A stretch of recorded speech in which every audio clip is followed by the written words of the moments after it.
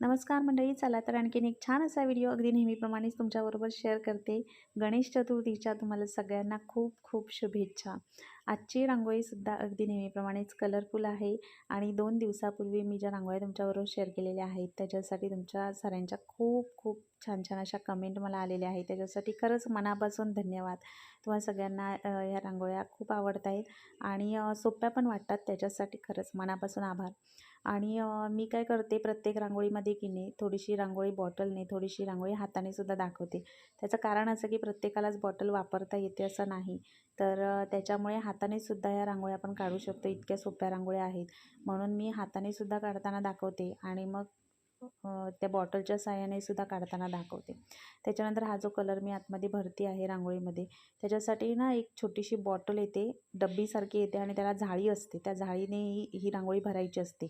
पण ते का मला जमत नाही. त्याच्यामुळे मी इथे सुद्धा हाताचाच वापर केलेला आहे. म्हणून म्हणते बॉटलने नाही आलं तरी रांगोळी काढता येते कशीही झाली तरी. तर नक्की ट्राय करा ही सुद्धा रांगोळी. आणि रंगाचं सांगायचं तर मला कलरफुल रांगोळ्या आवडतात म्हणून मी वेगवेगळे कलर भरते. पण जिथे मी ह्या रांगोळ्या पाहते ना, तर असेच कलर असतात असंही नाही किंवा कलरफुल असतात असं पण नाही. तर त्याच्यामुळे एकच कलर वापरूनसुद्धा रांगोळी आपण काढू शकतो. वेगवेगळे कलर भरायला वेळ नसेल त्यावेळेस किंवा मग 2 किंवा 3 कलरने सुद्धा रांगोळी काढू शकतो. खूप छान दिसतात त्या रांगोळ्या. फक्त सिक्वेन्समध्ये वापरल्या तर खूपच सुंदर वाटतात. आणि वेळ नसेल त्यावेळेस एकच कोणता तरी रंग भरून जर रांगोळी काढली की नाही तरी चालते, तीसुद्धा खूप छान दिसते.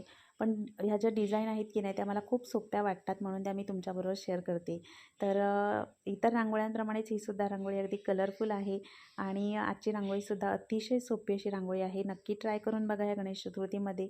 आणि आजची रांगोळी कशी वाटली नक्की कमेंट करून सांगा आणि व्हिडिओ आवडला असेल तर लाईक, शेअर अँड सबस्क्राईब.